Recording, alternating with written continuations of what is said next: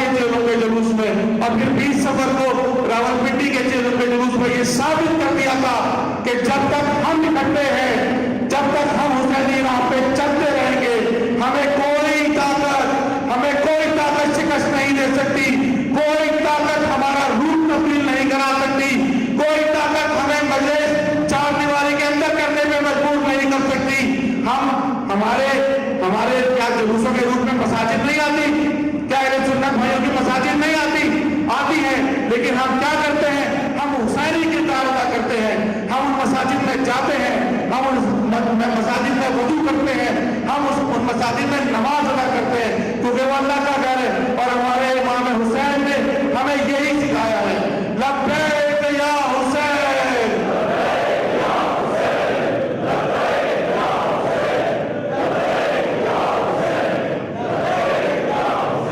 500 مجالس کا یہ سلسلہ انشاءاللہ 30 محرم تک یہاں اسی ٹائم پر جاری رہے گا۔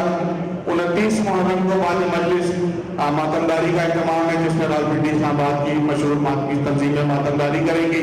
آپ سے اس تمام میں روز 29 کو بھی باوقت جو ہم نے لکھا اس وقت شرکت کی صدا ہے۔ دوسرا، یہ مجالس یہ عزاداری آپ لوگوں کے تعاون سے ممکن ہوتی ہے۔ ادھر بھی ہماری ٹیبل پہ لوگ بیٹھے ہیں، مسجد میں بھی بیٹھے ہیں، اوپر ہماری بہنیں بیٹھی ہیں، جو لوگ اپنے مرحومین کے بلندی درجات کے لیے، اپنے بیماروں کی صحت و سلامتی کے لیے، اپنے بچوں کی کامیابی کے لیے مجالس میں حصہ ڈالنا چاہیں، وہ ان ٹیبلز پہ رابطہ کر سکتے ہیں۔ بآواز بلند صلوات۔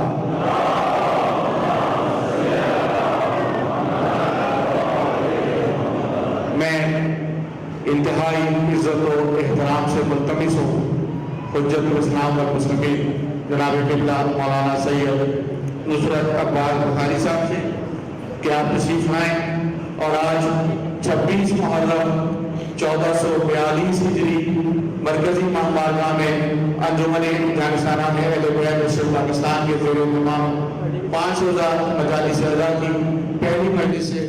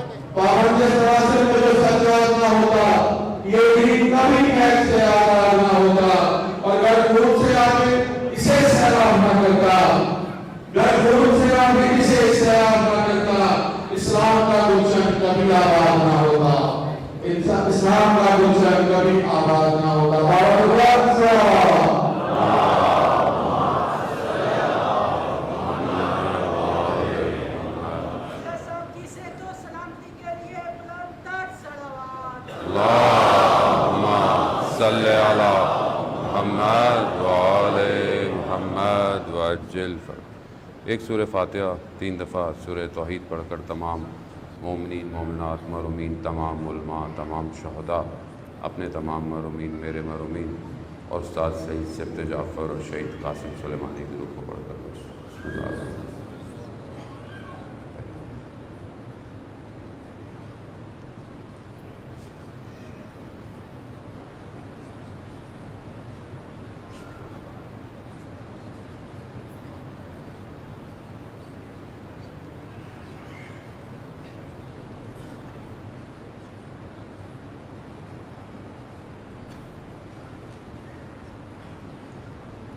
امام زمانہ کی سلامتی کے لیے ایک دفعہ صلوات بھیجتے ہیں۔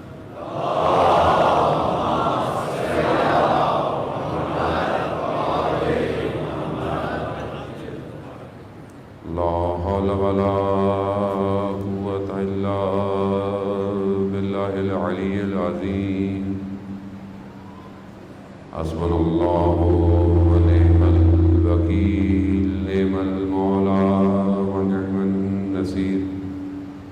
اعوذ باللہ من الشیطان الرجیم، بسم اللہ الرحمن الرحیم۔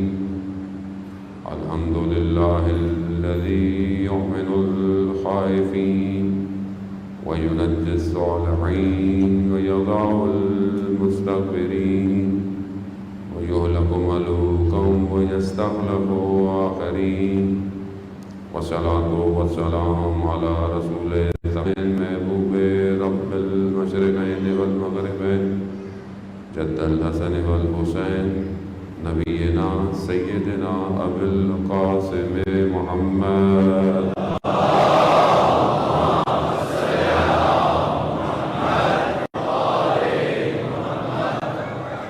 وآله الطيبين الطاهرين المعصومين لا سيما بقية الله في الأرضين روحي وأرواحنا لتراب مقدم الفداء ولعنة الله على أعدائهم أجمعين. بسم الله الرحمن الرحيم. رب اشرح لي صدري ويسر لي أمري واحلل عقدة من لساني يفقهوا قولي.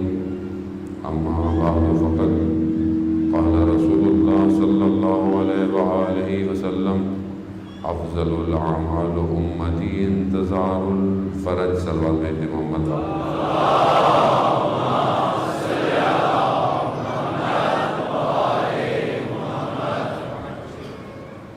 عزاداران سید الشہداء ایام عزا ہیں اور ماہ محرم کے چند دن باقی ہیں.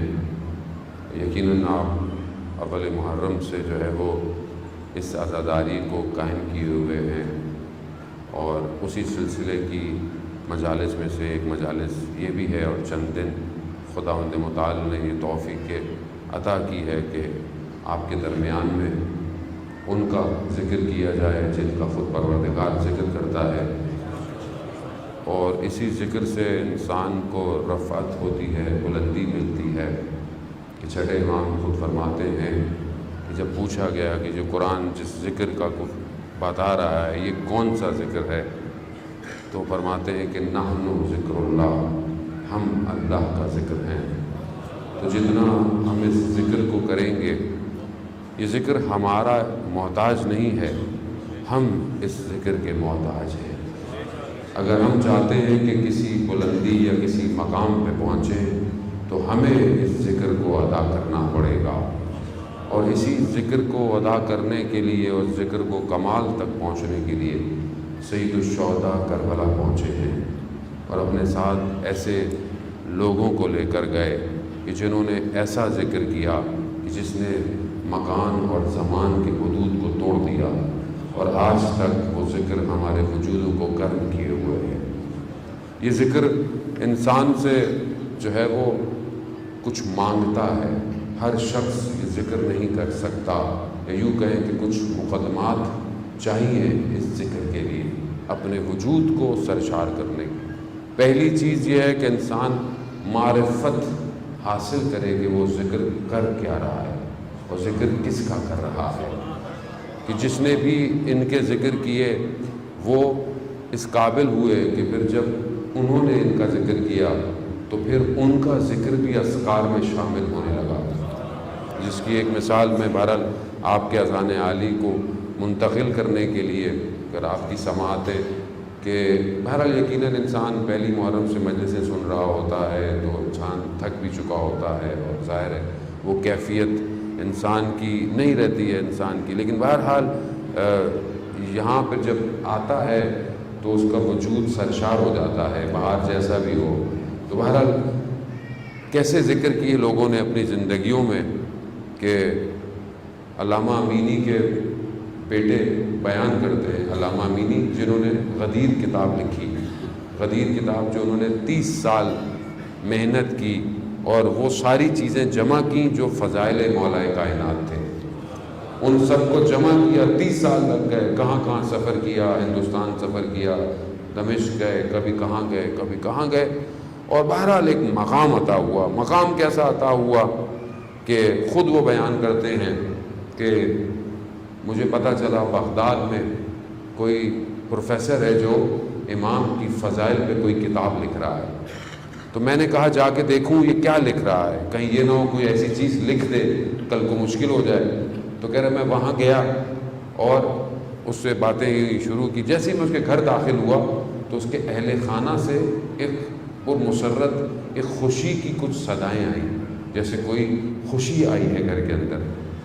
جب میں گھر گیا میں نے اس سے پوچھا کیا تم لکھ رہے ہو؟ کہہ رہے کیا؟ میں نے کہا مناقب امام علی کیا لکھ رہے ہو، فضائل کیا لکھ رہے ہو؟ تو کہا یہ کیا ہوتا ہے؟ کہا مثلا حق مال علی و علی مال حق، علی حق کے، کہا کہ علی حق کے ساتھ ہے اور حق علی کے ساتھ ہے۔ تو کہا، تو وہ کہتا ہے یہ کوئی فضائل تو نہیں ہوئے، یہ تو حضرت عمار کے لیے بھی ہیں، عمار مال حق و حق المال عمار۔ تم علامہ کہتے ہیں کہ آپ نے صحیح فرمایا کہ یہ حضرت عمار کے لیے بھی ہیں، لیکن اگلا حصہ دونوں کا مختلف ہے۔ عمار کے لیے یہ ہے کہ جہاں جہاں حق جائے گا عمار وہاں جائے گا، لیکن حضرت علی کے لیے ایسا نہیں ہے، جہاں جہاں علی جائے گا وہاں وہاں حق جائے گا۔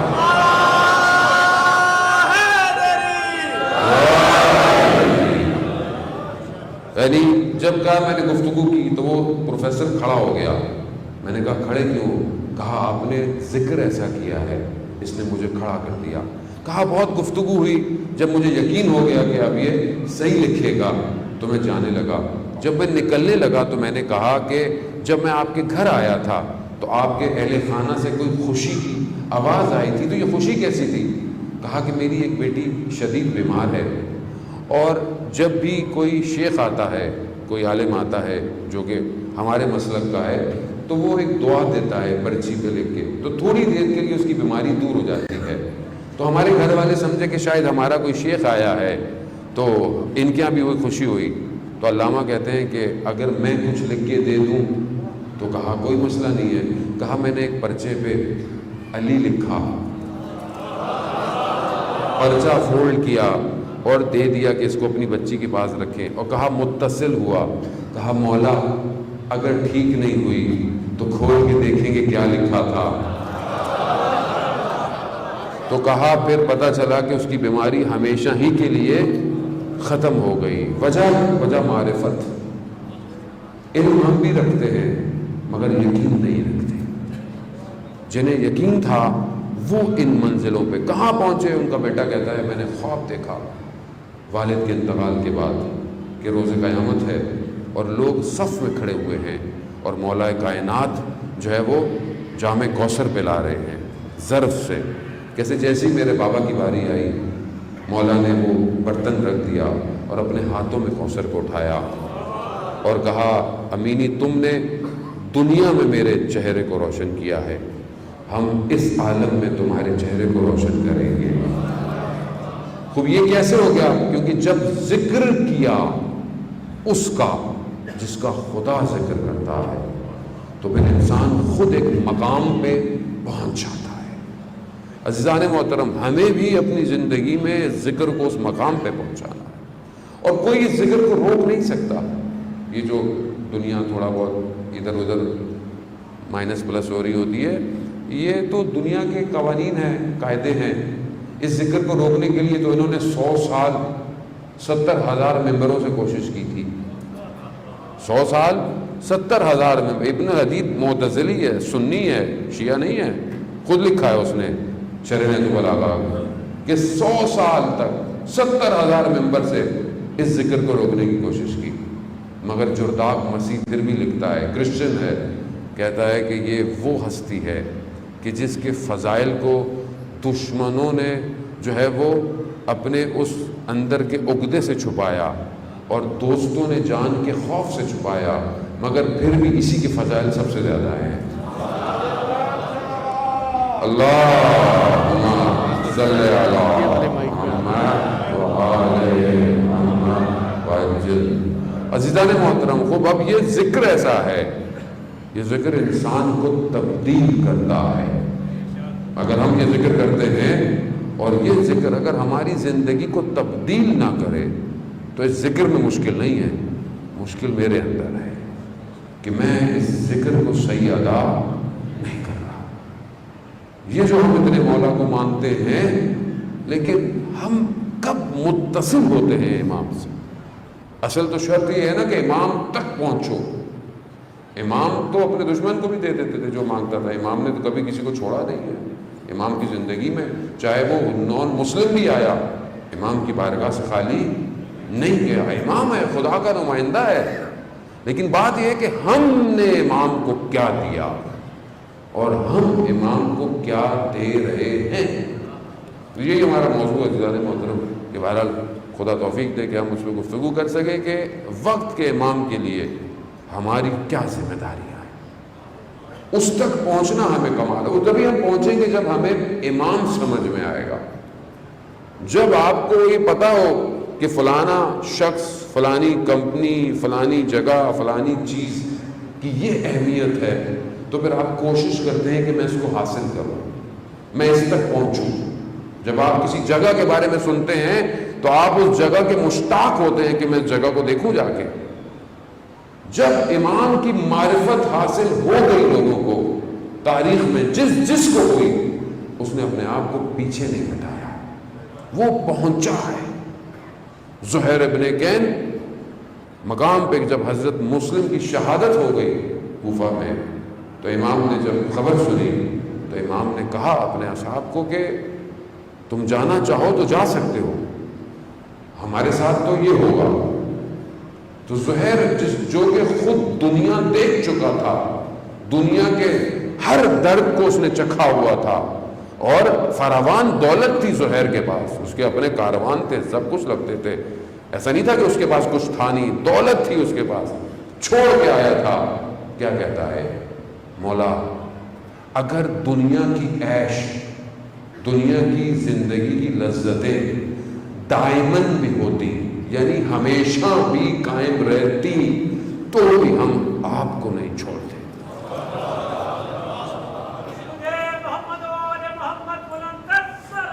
اللہ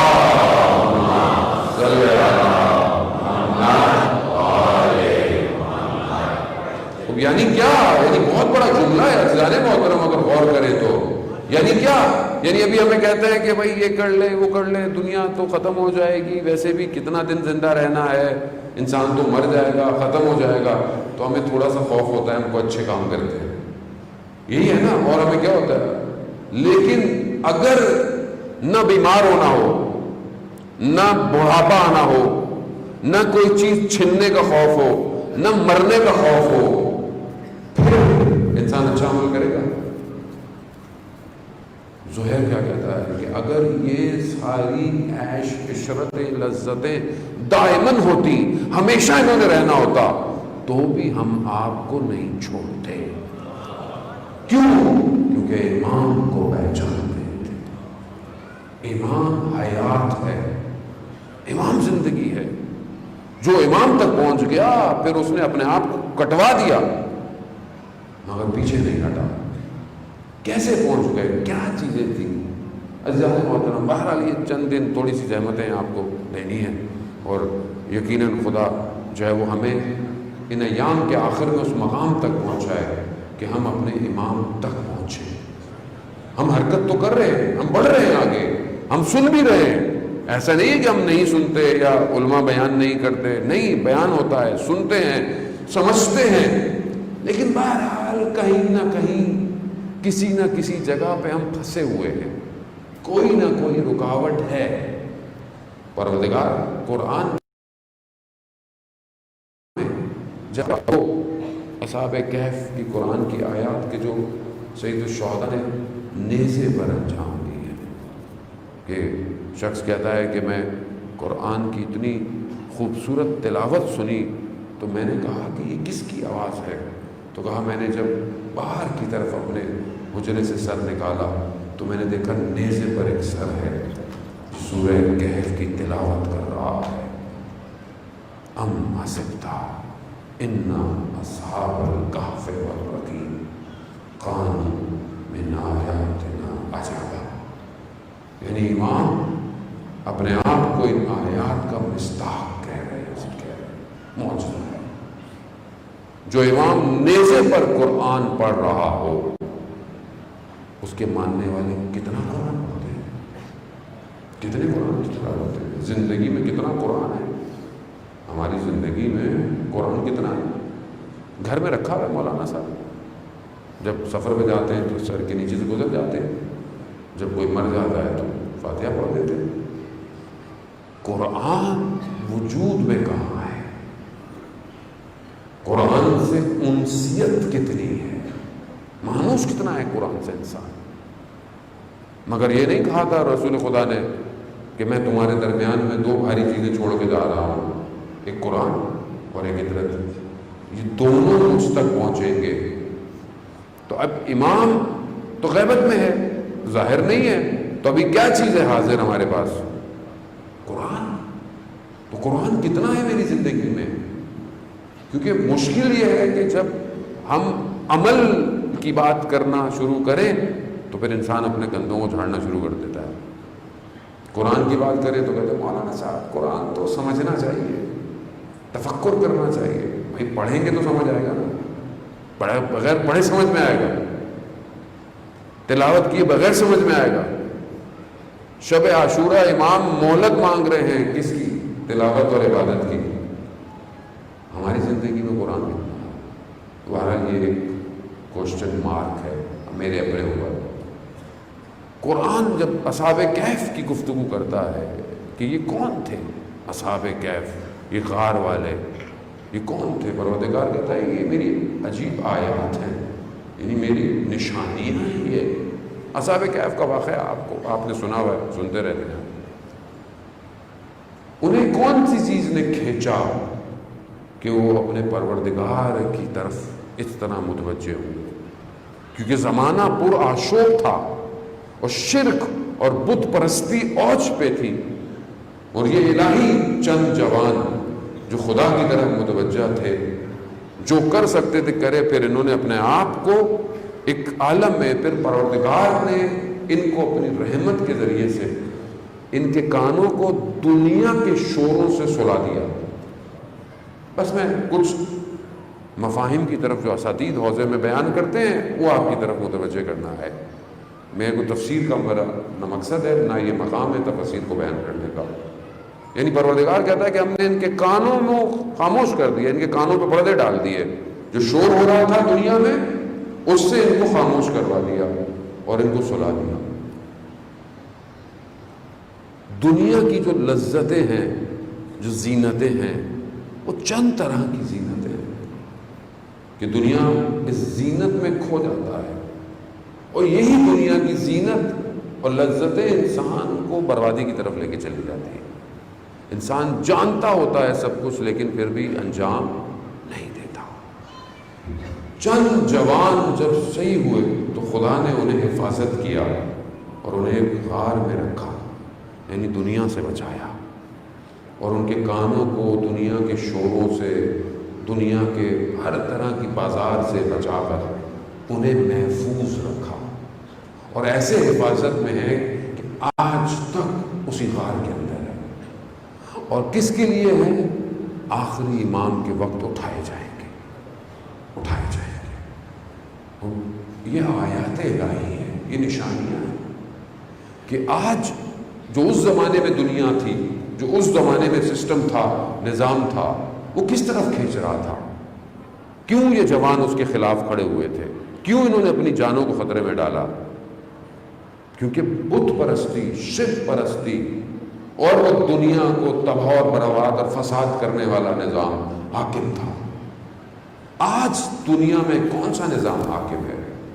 آج دنیا میں کون سے فساد ہیں؟ آج دنیا کس طرف بڑھ رہی ہے؟ آپ ان چھوٹی چھوٹی تصویروں کو مت دیکھیے جو ہو رہی ہیں، یہ جو آج ہمارے ملک میں ہو رہا ہے فرقہ واریت، یہ ایک چھوٹی سی ایک حصہ ہے، پزل بہت بڑا ہے، کینوس بہت بڑا ہے۔ اس اصل تصویر کو چھپانے کے لیے یہ چھوٹے چھوٹے سے گیم کھیلے جا رہے ہیں، اور یہ کہیں نہیں پہنچنے والے، کیونکہ خدا کا وعدہ ہے یہ سب ناکام ہوں گے۔ ویسے بھی جو ولایت کے مقابلے میں آیا وہ ہمیشہ تباہ ہوا ہے۔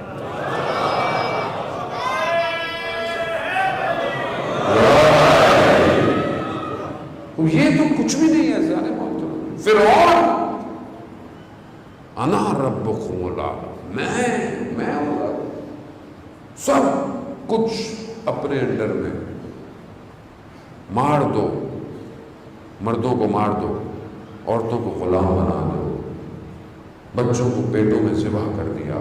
فرعون بنی اسرائیل کو کہاں لے گیا؟ کس اس امت کو نقصان پہنچانے کے لیے؟ مگر وہیں پروردگار نے حضرت موسیٰ کو منجی بنا کر بھیجا، نجات دلا کر بھیجا، اور جتنے بھی نظام آئے سب کس طرف لے کے جا رہے تھے، لیکن سب ختم ہو گئے۔ یہ بھی کچھ نہیں رہے گا، یہ جو دنیا، ویسے بھی دیکھیں دنیا، اب جو دنیا کی سچویشن ہے وہ بہت تبدیل ہو رہی ہے اب، کیونکہ آخری معرکہ ہے۔ اور آپ گھبرائیں نہیں، کیونکہ ہم جس زمانے میں ہیں یہ زمانہ آخری معرکے کی طرف بڑھ رہا ہے، اور یہ معرکہ بہت شدید ہے، یعنی یہ جو کلیش ہونا ہے یہ کلیش بہت خطرناک ہے۔ ظاہر ہے اس سے پہلے چیکنگ ہو رہی ہے، امتحان ہو رہا ہے کہ تم میں سے اچھے کون ہیں، تم میں سے مستحکم کون ہے، تم میں سے مضبوط کون ہے، وہی کھڑا رہے گا، جو مضبوط نہیں ہے وہ گر جائے گا، اور امتحانات اور ابتلاءات بڑھتے چلے جائیں گے، اوج پہ پہنچنا ہے ہر چیز میں۔ لیکن وہیں پر یہ اس طرح کے جوان، آج بھی جوان کیسے تیار ہیں؟ کون سی چیز ہے جو تیار کرے گی؟ تو عزیزان محترم، دنیا میں چند چیزیں ہیں کہ جو انسان کو تباہ کرتی ہیں۔ دنیا کی زینت میں لہو و لعب ہے، یعنی کھیل کود، غفلت، دنیا کو، انسان کو دنیا میں تباہ، ہر ایج میں اس کی گیم، اس کی بازی، اس کا سب کچھ جدا ہے۔ ایک بچے کے لیے الگ ہے، بڑے کے لیے الگ ہے، جوان الگ ہے، بڑھاپا الگ ہے، ہر چیز الگ ہے۔ جب انسان تھوڑا سا بڑا ہوتا ہے تو پھر اسے دولت، اسے شہرت، اسے لذت، اسے شہوت، جتنا بڑا ہوتا جاتا ہے اس کے لیے میگنیٹ دنیا کا الگ ہوتا چلا جاتا ہے۔ جب بڑھاپے پہ آتا ہے تو پھر اس کو جو ہے وہ حریص ہو جاتا ہے، پھر وہ چیزوں کو جمع کرنے لگتا ہے جو اس نے اپنی زندگی میں بنائی تھی۔ یعنی ہر اسٹیج پر امتحان ہے۔ آپ یہ نہیں کر سکتے کہ میں اب میرا امتحان نہیں، ہر شخص کا، ہر پروفیشن کا، ہر شخص کا، علماء کا الگ امتحان ہے، طالب علم کا الگ امتحان ہے، ہم سب امتحان کے اندر ہیں، ہم سب کا امتحان ہے، اور جو اس امتحان میں کامیاب ہوگا وہی اپنے امام تک پہنچے گا۔ یہ کربلا کا خلاصہ پیغام ہے بس۔ کیوں؟ کیونکہ ہزاروں خط لکھے گئے اور بڑے بڑے خواص کو خط لکھے گئے مگر امام تک نہیں پہنچے۔ وجوہات کیا تھی؟ یہی چند وجوہات تھی، یہی زینت دنیا، یہی کثرت مال اور اولاد نے تباہ کر دیا انسان کو۔ مال کا خوف، ثروت مند ہونے کا خوف، جان کا خوف، انسان کو خوف ہے مار دیا جاؤں گا، مر جاؤں گا، اولاد کا کیا ہوگا، اس کا کیا ہوگا۔ لوگ نہیں آئے۔ آج بھی دنیا کا نظام یہی تصویر کھینچ رہا ہے۔ عزیزان محترم، توجہ کریں ہم اپنی کہ ہم جس ٹائم زون میں زندہ ہیں یہ ٹائم زون خطرناک ٹائم ہے۔ پہلے زمانے میں جب کوئی واقعہ، حادثہ ہوتا تھا تو دوسری جگہ تک پہنچنے میں بڑا وقت لگتا تھا، لیکن اب ملی سیکنڈ کے اندر آپ کو خبر مل جاتی ہے۔ اب یہ خبر سچی ہے یا جھوٹی ہے یہ آپ کو نہیں پتا۔ کیوں؟ کیونکہ جو خبر دے رہا ہے وہ خود جھوٹا ہے۔ خبریں بنائی جاتی ہیں، دنیا کو ایک الگ زون میں لے کے جایا جا رہا ہے۔ یہ آپ کے سامنے یہ جو بیماری ہے، وائرس ہے، خدا بہرحال سارے مریضوں کو شفا عطا کرے، اس بیماری کو بھی ڈیزائن کیا گیا ہے۔ یہ بیماری بھی اتنی جلدی پوری دنیا کو کوارنٹائن کر دینا، 4 بلین کو تو کوارنٹائن کیا ہے انہوں نے۔ آسان تھا؟ کیسے ہو گیا اچانک سے؟ ایسا نہیں کہ بیماری نہیں ہے، بیماری ہے، لوگ ڈیتھ بھی ہو رہی ہے، نہیں۔ گیم کیسا کھیلا ہے انہوں نے کہ پوری دنیا کو گھروں میں سمیٹ دو، پھر جو خبریں دو گے مانیں گے، کیونکہ سڑکوں پہ تو کوئی ہے ہی، ہاسپٹلوں میں تو کوئی ہے ہی۔ جو کہا دنیا نے مانا، جیسے کہا دنیا نے مانا۔ نہیں مانیں گے، دنیا کے پروٹوکول ختم، ایڈ آنا بند ہو جائے گی، آپ کو ہیلپ کرنا لوگ بند کر دیں گے۔ کیا کیا؟ یہ ٹیسٹ ہے ان کا، یہ ٹیسٹ کرنا چاہتے تھے کہ ہم لوگوں کو روکیں کیسے۔ کس چیز کا خوف ہے؟ کس سے خوف ہے؟ کون سی چیز نے ان کو اتنا نیندوں کو ان کی حرام کیا ہوا ہے؟ صرف ایک، بس۔ کیسے ایک سے اتنی پریشانی کیسے ہو سکتی ہے؟ تو آپ نے تاریخ پڑھی نہیں؟ اس کا مطلب 7 سال کا نواں امام ہے، 7 سال کا، حکومت کو خوف ہے۔ 7 سال میں امامت ملی، خوف ہے۔ 25 سال میں شہید کر دیا۔ کیوں؟ ایک شخص کیا کر سکتا ہے؟ کیوں؟ کہا یہ ایک دنیا پلٹ سکتا ہے، ایک دنیا پلٹ سکتا ہے۔ یہ خوف کہ یہاں تک کہ 5 سال میں ہمارے امام غیبت صغریٰ میں چلے گئے۔ 5 سال، کیا خوف تھا کہ یہی ہے جو تختہ الٹے گا؟ یہی خوف آج ہے انہیں۔ کیوں سمیٹ دیا ہے؟ کیا مشکل ہے انہیں تشیع سے پوری دنیا میں؟ کیوں اتنا یہ لوگ شور مارتے ہیں؟ جب پتہ ہے ان کو سب، یہ سب ان کی کتابوں میں لکھا ہوا ہے، سب پتہ ہے ان کو کیسا شور ہے یہ؟ خوف ہے کہ وہ آنے والا نزدیک پہنچ گیا ہے۔ خوف۔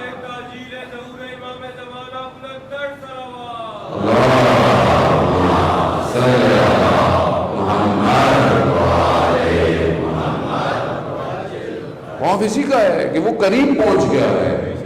کیسے پہنچ گیا ہے قریب؟ کیونکہ کئی سال تو یہ ڈھونڈتے رہے، اتنی محنت کی انہوں نے، اتنے انہوں نے $1 ٹریلین لگائے، ادھر آئے، برابر میں آئے، افغانستان، ادھر عراق، ادھر سیریا، ادھر سب۔ کیوں؟ یہیں آئے گا، یہیں آئے گا، انہیں پتا ہے حکومت یہیں بنائے گا۔ اور سب ہم سے زیادہ ہماری حدیثیں پڑھی ہوئی ہیں انہوں نے۔ کیا کریں؟ انہوں نے بولا، انہوں نے پوری طاقت لگائی اپنی فزیکل، دنیا کے اسلحے کا خوف، یہ ٹینک، یہ جہاز، یہ میزائل، سب لے آؤ، پوری طاقت لگا لی۔ مگر جہاں حسینیت ہو وہاں ایک قاسم سلیمانی نیندیں حرام کرنے کے لیے کافی ہے۔ خوف کیوں؟ کیونکہ جانتے ہیں کہ یہ مذہب ایسا ہے کہ ان کو مرنے کا تو خوف ہی نہیں ہے، یہ تو جتنا مارو یہ اتنے پرواز کرتے ہیں، اور یہ جانتے ہیں کہ ایک آنے والا ہے، اور اس ایک آنے والے سے ہی انہیں مشکل ہے جانے اتر۔ انہوں نے دیکھا نا کہ جب 61 ہجری میں ایک آیا تھا کربلا، اس ایک کی وجہ سے آج 3 کروڑ لوگ پیدل چل رہے ہیں۔ 3 کروڑ اس کی کس کی وجہ سے؟ جو 61 ہجری میں آیا تھا، اور جو آج آ گیا تو یہ کریں گے کیا دنیا کے اندر؟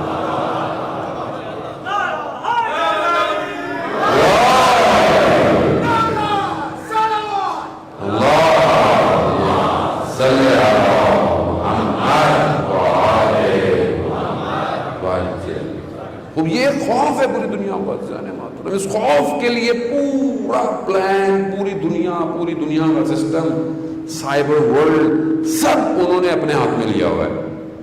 لوگوں کو گھروں میں بھیج کر لوگوں کے خیالات تبدیل کرو، لوگوں کے ذہن تبدیل کرو، دنیا میں دیکھو کون کہاں جا رہا ہے، کیسے جا رہا ہے، کیا کر رہا ہے، سب اپنے انڈر میں لے۔ بھول گئے وہ اللہ کا وعدہ ہے۔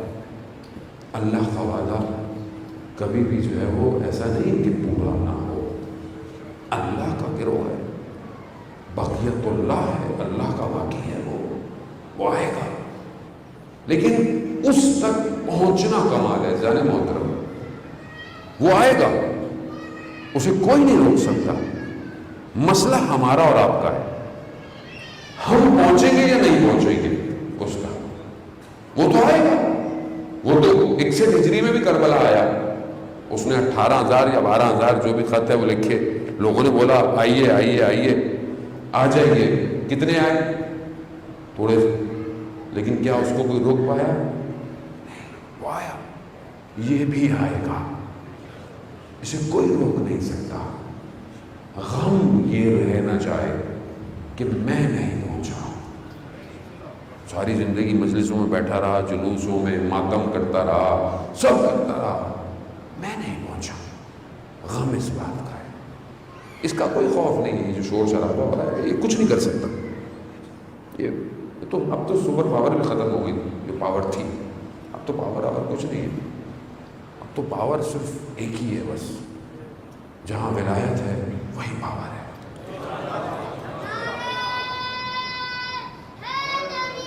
یا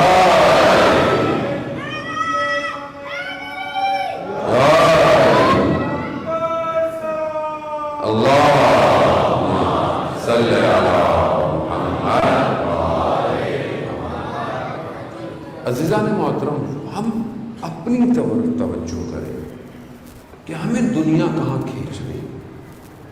یہ تو میں نے آپ کو ایک خلاصہ سا, ایک چارٹ سا بیان کیا کہ حقیقت کیا ہے, پھر پیچھے کیا ہو رہا ہے. اور وہ ایسا نہیں ہے دشمن غافل نہیں ہے. دشمن گھروں تک اترا ہوا ہے. دشمن ہماری تنہائی میں اترا ہوا ہے. دشمن ہمارے ہاتھ میں ہے. اسمارٹ فون ہمارے ہاتھ میں ہے.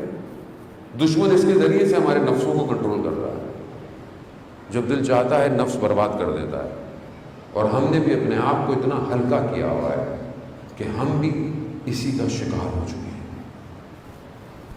اس کا ہدف ہی یہی ہے کہ یہ جوان تیار نہ ہو.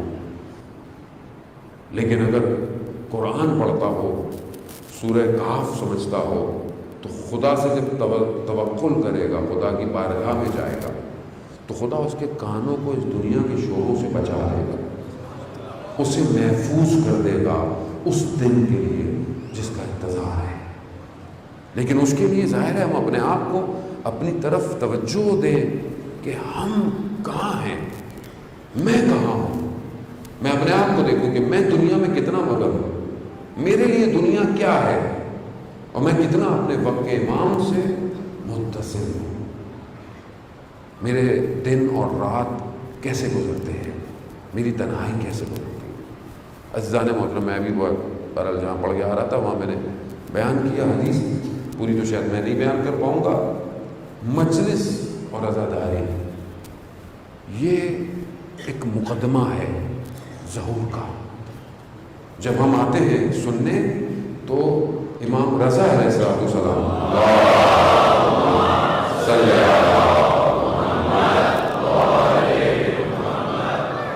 امام نے فرمایا, امام شبیب سے جب کہتے ہیں ابن شبیب,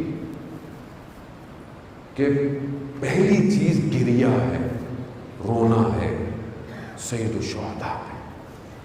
یہ انسان کو پاک کرتا ہے, انسان کو اندر سے طاہر کرتا ہے, اور یہ طہارت آپ کو پھر آگے لے کے جائے گی. کیونکہ جن کے پاس ہمیں جانا ہے خدا نے نجاست کو ان سے دور کیا ہوا ہے. نجاست نہیں جا سکتی, تو پہلے طاہر ہونا ہے, پاک ہونا ہے. کیسے پاک ہو؟ کہا کہ جو بکا کرتا ہے سید الشہداء پہ, خدا اس کے گناہ کبیرہ اور صغیرہ کو معاف کر دیتا ہے, معاف کر دیتا ہے. حدیث ہے, امام فرما رہے ہیں, اور امام دعوت دے رہے ہیں, آؤ پاک ہو, پاک ہونا ہے, آؤ. آیت اللہ شمس الدین بیان کرتے ہیں, بہت بڑے عالم دین تھے, آیت اللہ تھے. انہوں نے ایک دن اپنے شاگرد سے کہا, جو ان کا خاص شاگرد تھا, کہا کچھ طالب علموں کو, 40 طالب علموں کو لے کر آؤ. لے ایک ایک کر کے کمرے میں بھیجا. جب طالب علم باہر نکلتا تھا تو گریہ کرتا ہوا باہر نکلتا تھا. جب سب ایسے ہوئے تو انہوں نے پوچھا ماجرا کیا ہے, اندر کیا ہے؟ کہا کہ جب ہم اندر جاتے ہیں تو اتنے بڑے آیت اللہ ہیں, اتنے بڑے عالم دین ہیں, ایک رومال ہاتھ میں ہے, اور کہتے ہیں امام حسین کا نام لیتے ہیں اور کہتے ہیں کہ امام حسین پر گریہ کرو.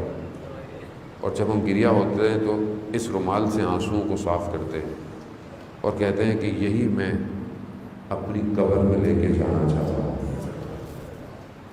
ایک گریا، ایک آنسو. اب یہ انسان کو پاک کرتا ہے. یہ جب پاک ہوں گے تو آپ کیوں گناہ کریں گے باہر جا کے؟ جو آنکھ امام حسین پر ہوتی ہو وہ آنکھ گناہ کرے گی؟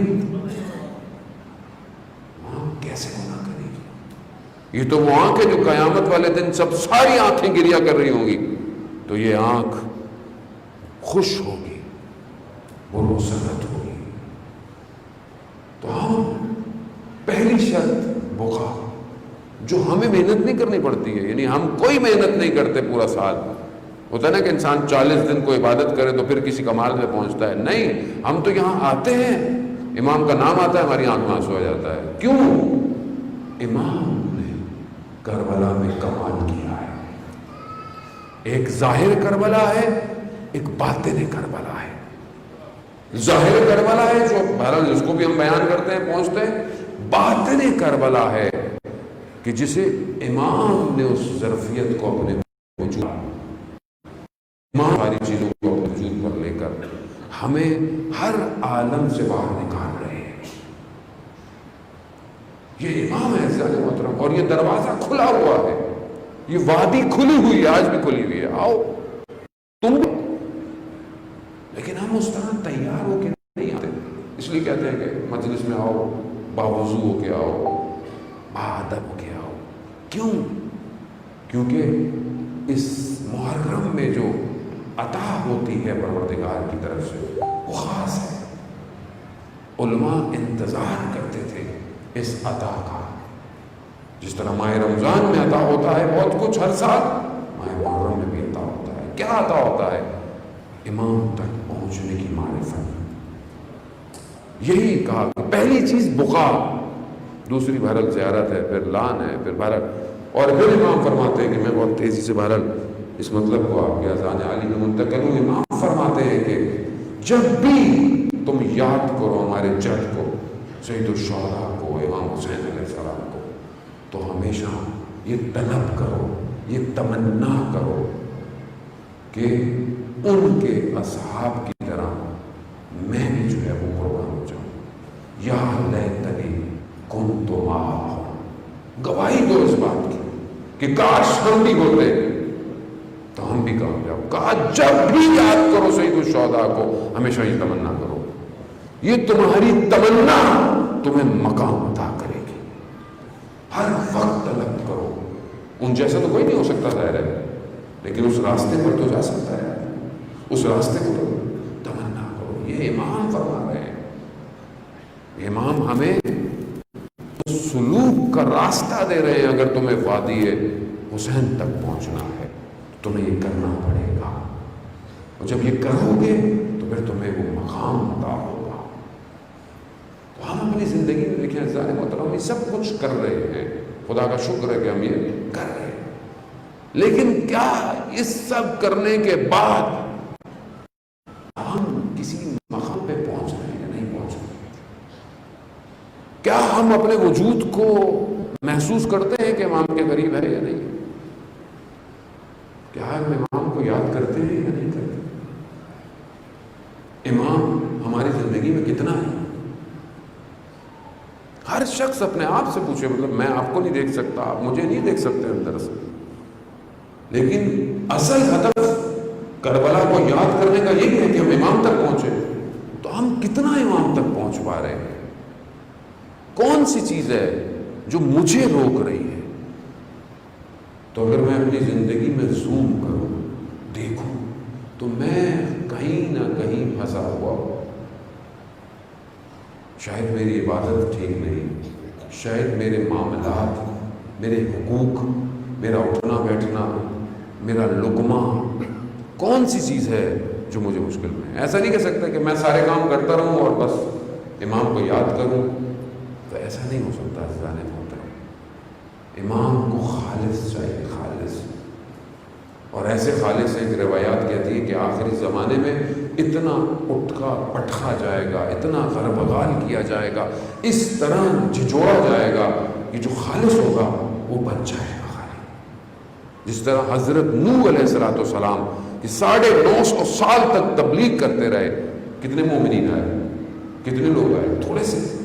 ان تھوڑوں کا بھی امتحان، ان تھوڑے سے لوگوں کا بھی امتحان ہوا. وہ جو جمع ہوئے حضرت نوح کے ساتھ، ان کا بھی امتحان. جب کہا کہ عذاب آئے، دعا کی عذاب آئے، تو حضرت نوح کو پروردگار نے جو ہے وہ خورما کے پھل بھیجے. کہا کہ اس کے جو بیج ہیں اس کو زمین پہ بو، جب یہ درخت بنے، جب یہ پھل آئے، پھر عذاب آئے گا.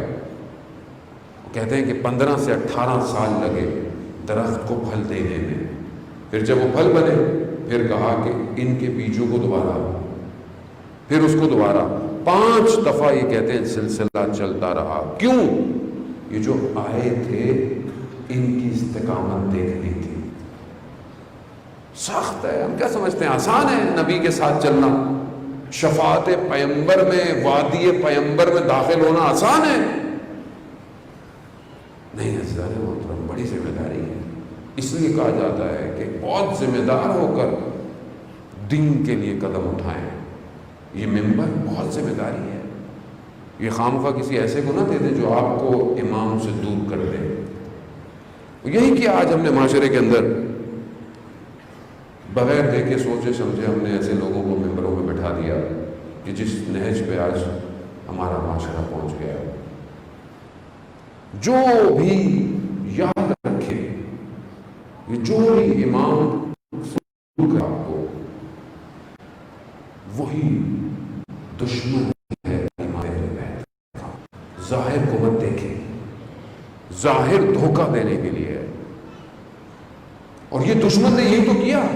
دشمن جانتا تھا کہ یہ واحد قوم ہے کہ جو امام تک پہنچنے کے لیے تڑپ رہی ہے. روک تو سکتے نہیں تھے. کیوں؟ کیونکہ آپ کے دلوں میں محبت ہے. آپ کو روک تو سکتے نہیں، لیکن آپ کو تاخیر کر دیا، اس میں دیر کر دی. کیونکہ آپ عشق میں سننے آتے ہیں امام کے، آپ کسی نام کی وجہ سے نہیں آتے. اب اس نے اسی نام کا فائدہ اٹھایا آپ کے ساتھ. میں بہت ذمہ داری سے، بہت حدود میں رہتے ہوئے گفتگو کر رہا ہوں کہ کسی کی دل آزاری بھی نہ ہو. کیونکہ ظاہر ہے ہمیں اصل میں دشمن کو سمجھنا ہے، اور مومن کبھی بھی مومن کا دشمن نہیں ہو سکتا. یاد رکھیے گا، کبھی بھی مومن کے دل میں مومن کے لیے نفرت نہیں آئے گی. کیوں؟ ایک ہی نور سے بنے ہوئے ہیں، جڑے ہوئے ہیں. مومنین کبھی جدا ہو ہی نہیں سکتے. مومن تو وہ ہے، حدیث کہتی ہے مومن مرآت المومن، مومن مومن کا آئینہ ہے. یعنی تم اگر کسی میں برائی دیکھ رہے ہو، برائی اس کی نہیں ہے، وہ تمہاری اپنی ہے. مومن کا امیر امیر المومنین ہے. جس کا امیر ایسا ہو، اس کی لوگ آپس میں کیا لڑیں گے، نفرت کریں گے؟ ہمیں فریب دیا گیا ہے، ہمیں پھنسایا گیا ہے. وہ جانتے تھے کہ انہیں علی کے نام سے محبت ہے، یہ علی کے نام پر آتے ہیں، اسی نام سے انہیں توڑو.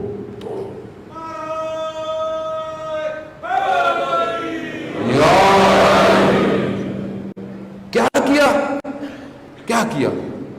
امام سے دور کیا ہے. اور کیا کیا ہے؟ بس وہ باتیں کرو جس سے خوش ہوئے. کون سی باتیں؟ وہ باتیں جو آپ بچپن سے جانتے ہیں. کون سی نئی بات بتائی آپ کو آج تک؟ وہی بات جو آپ 15 سال سن رہے تھے، وہی آگے کی آپ نے بھی بس واہ واہ واہ کر دی. آپ اپنے گھر چلے گئے، وہ پیسے لے کے چلا گیا. معاشرے کو کہاں پہنچایا؟ کہاں عقل رشد کی برین اس قابل ہوئے کہ ایمان کے ظہور کا زمینہ فراہم کرے؟ تعلیمی میدان میں کہاں کھڑا کیا ہمیں؟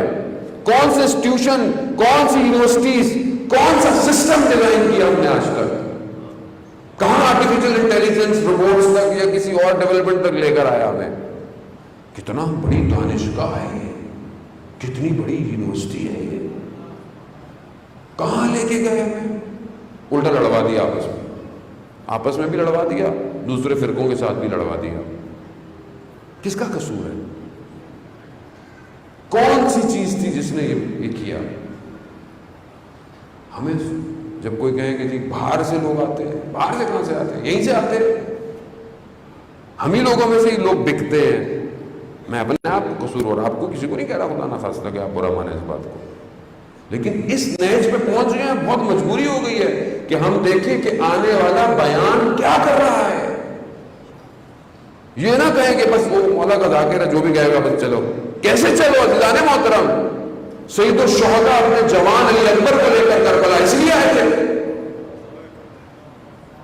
کہ ہم لوگ صرف زبان کی لذتوں کی وجہ سے سنے چلے جائیں.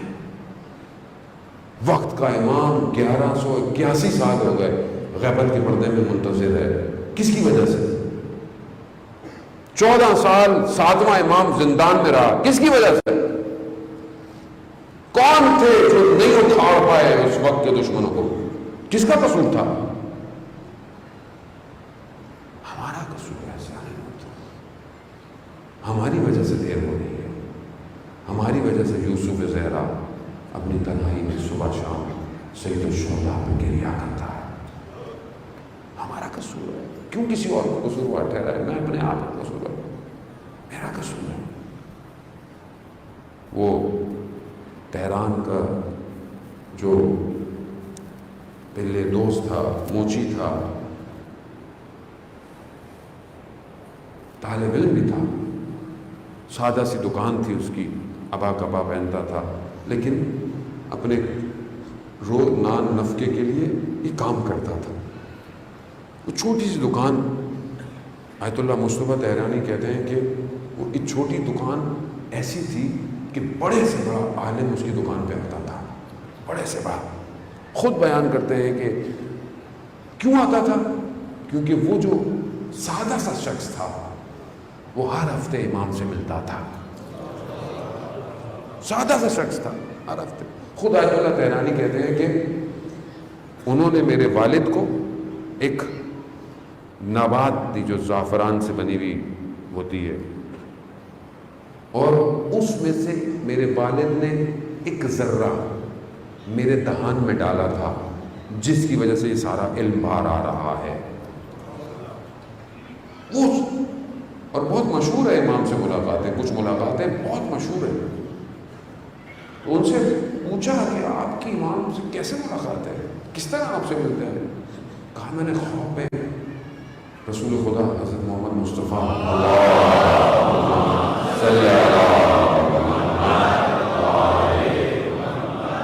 کہا میں نے خواب میں ان کو دیکھا اور میں نے ان سے کہا کہ مجھے اپنے آخری فرزند کی زیارت کروا دیں، میں زیارت کرنا چاہتا ہوں.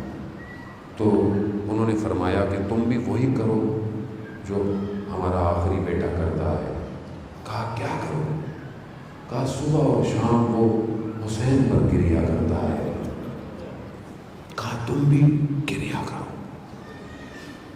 کہا میں نے بھی وہی کیا، صبح اور شام سید الشہداء پر گریہ. ہاں عزیزان یہ گریہ بڑی قیمت رکھتا ہے.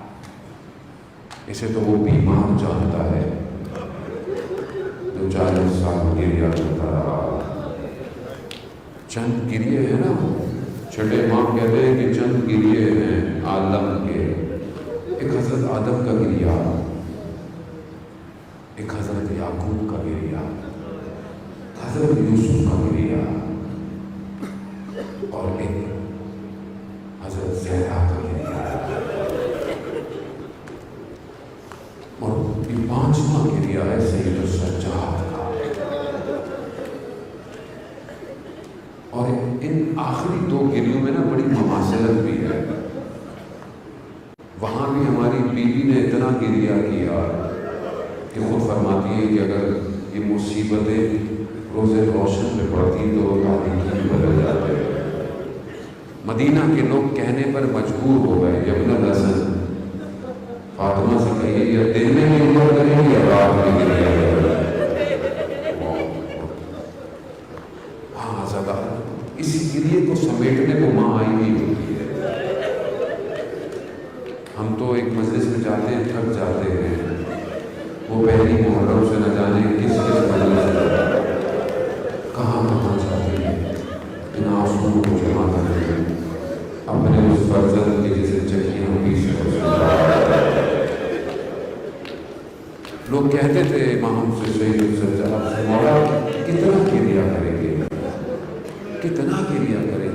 کربلا کو بہت عرصہ ہو گیا، بس کر دے۔ امام فرماتے ہیں حضرت یعقوب کا ایک ہی فرزند تھا اور وہ بھی جدا ہوا۔ حضرت یعقوب جانتے تھے زندہ ہے، مگر اتنا گریہ کیا کہ آنکھیں سفید ہو گئی اور میرے سامنے 18 یوسف قربان ہو گئے۔ کہاں ہم برداشت نہیں کر سکتے جو خون کے آنسو روتا ہو۔ کیسا گریا ہے جانے محترم، خادم کہتا ہے، غلام کہتا ہے کہ جب بھی میں پانی دیتا تھا نا مولا گریا کرتا، جب کھانا دیتا تھا مولا گریا کرتا، میں بستر لگاتا تھا مولا زمین پہ سوتے ہوئے۔ کہا مولا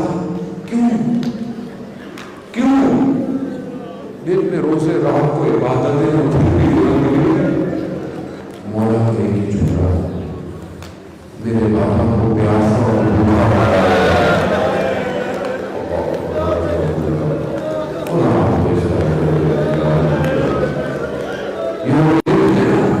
یہ وہ ایام گزر رہے ہیں جب یہ کاروان کوفہ اور شام سے گزر رہا ہے۔ یہاں پر سارا غم شہید سجاد کو یہی ہے۔ کون سا غم ہے، کون سا غم ہے؟ جانے محترم استاد فاطمی میں یہاں بیان کرتے ہیں کہ کچھ مقام ایسے تھے روزے عاشورہ کے بعد کہ جس پر سید السجاد کی جان نکل جاتی، مگر بی بی زینب نے اپنے امام کو بچایا ہے۔ بڑے مختلف مراحل ہے، بس ایک مرحلہ میں آپ سے بیان کروں۔ آپ نے بڑا گریہ کیا، کئی دنوں سے گریہ کر رہے ہیں، ہمارے آنکھیں خشک ہو جاتی ہیں، ہم سے ویسے بھی اتنا رویا نہیں جاتا۔ یہ سید السجاد تھے، کیا ہے، کیا چیزیں تھیں جس نے اتنا گریہ کرایا؟ عزیزان محترم، کہا کہ روزے عاشورہ کہ جب اس لٹے ہوئے کاروان کو، اس اہل حرم کو سوار کیا گیا بغیر مہاروں کے، بغیر زینوں کے، اور پھر انہیں مقتل کے پاس سے گزارا گیا۔ اب مقتل کیا ہے جو اتنا سنتے، مقتل مقتل مقتل۔ ایک بچی تھی رات کو مقتل سے ملی، مقتل کیا ہے؟ کربلا تو بیابان تھا نا، خیمے تھے، ایک طرف پانی تھا، خیمے بھی جلے ہوئے۔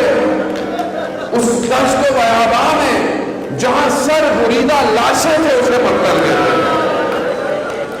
مقتل کے پاس سے گزارا۔ جب اس بیمار امام نے اس دشت کربلا پر ایک سر بریدہ لاشیں کو دیکھا اور ایک عجیب حالت دیکھا، اس کو لفظ بیان نہیں کر سکتے۔ جانے کیسا ہے کہ سر دم سے جدا ہے، بدن میں جو تھا نوچ لیا۔ روزے عاشورہ سنتے ہیں نا کہ جس کے پاس تلوار تھی، جس کے پاس نیزے تھے، جس کے پاس پتھر تھے، جس کے پاس کچھ نہیں تھا، اس نے اپنی آنکھوں سے محنت کی۔ وہ بدن کیسا ہوگا کہ جس پر خاک کربلا، جس کی رگوں پر خاک کربلا آتی ہوئی، جب اس حالت میں اپنے بابا کو دیکھا تو سید السجاد کی روح پرواز کرتی، بی بی زینب نے اپنے آپ کو گرا دیا، کہا اے یہ میرا بھائی حسین۔ اللہ اللہ نہ بتا، اس حالت میں اپنے بابا کو دیکھا سید السجاد نے وقت جب گیا نمام پہ کس حال منائے پڑے ایک لمحہ اس سفر کا سر بھی کرے گا ہے۔ کوفہ کی گلیاں، کوفہ کا بازار، وہ کوفہ کہ جب مولا کی حکومت تھی تو یہ کاروان دن میں پہنچا ہے کاروان کو رات کی تاریخی ملا۔ کیوں؟ کہا علی کی بیٹیاں ہیں، کوئی دیکھ نہ لے، پردے میں محمل میں ہے مگر کوئی دیکھ نہ لے۔ اور مگر اب یہ دبا ہوا کاروان رات کو پہنچا،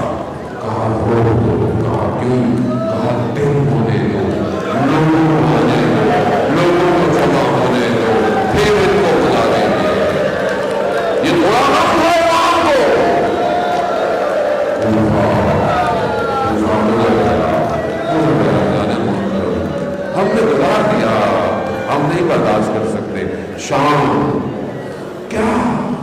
कहा मौला कौन सा ऐसा हादसा है करबला का जो आपको ज्यादा रुलाता है?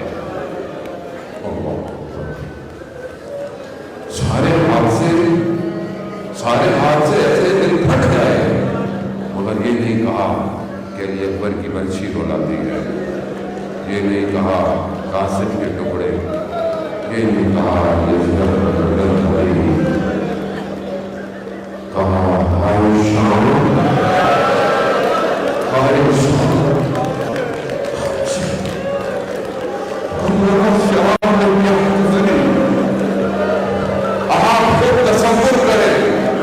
कि हम बर्दाश्त नहीं करते हमारी माए बहनें गैरों के मोहल्लों से गुजरे, गैरों की निगाह गुजरे, चाहे हिजाब में हो।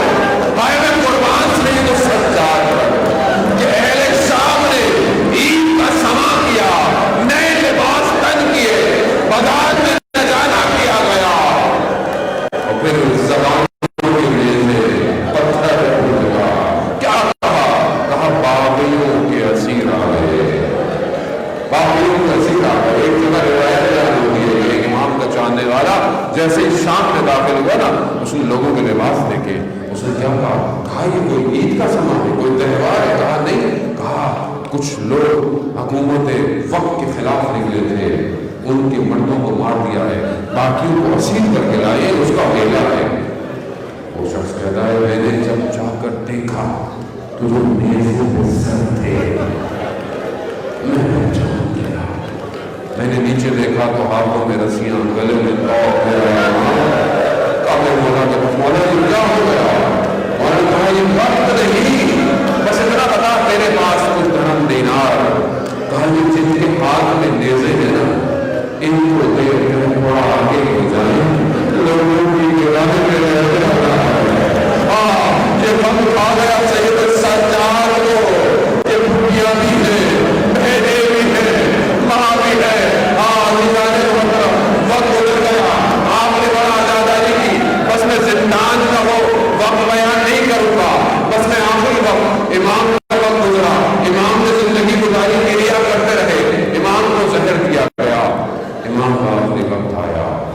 मेरा पांचवा इमाम अपने बाबा को रसूल देता है, उसूल देने के बाद बयान करते हैं कि इमाम ने चीख मारी है, कुछ जख्मों के निशान। एक मदीना में वो रात थी जब मेरे मौला अली ने हुस्न देते हुए चीख मारी। यहाँ 5 से न जाने क्या निशान थे, मकतल सिर्फ एक बात निशान बयान करता है, न जाने कौन से निशान थे, दौड़ के निशान थे, ताज़े के निशान थे, कैसे निशान थे। आज अपने बाबा को गुस्ल दफन दिया, जन्नतुल बकी में दफना दिया। आज भी जन्नतुल बकी वीरान है, आज भी तारीकी है, आज भी तन्हाई है। ये तारीकी तन्हाई एक पैगाम जरूर देती है, किसको? उस छोटी बहन को जो तारीकी, जो तन्हाई है, जो नाम है, भाई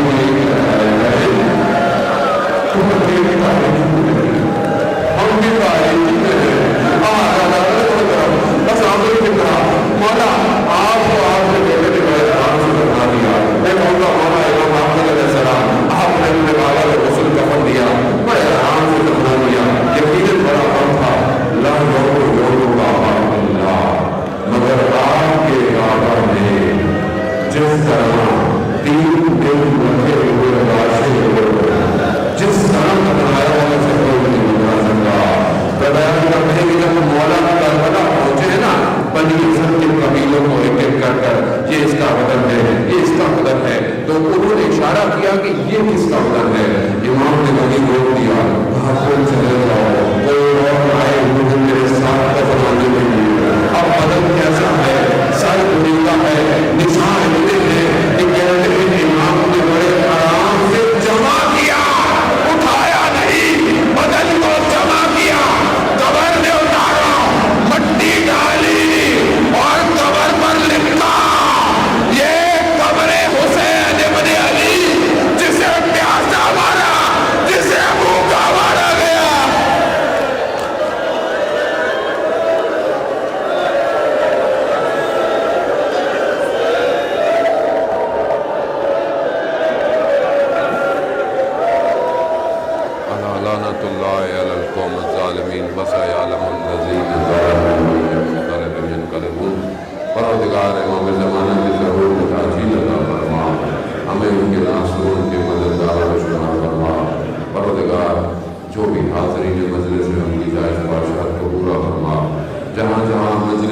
محرم جلوس عزاداری ہو رہی ہے، ان مومنین کی حفاظت فرما۔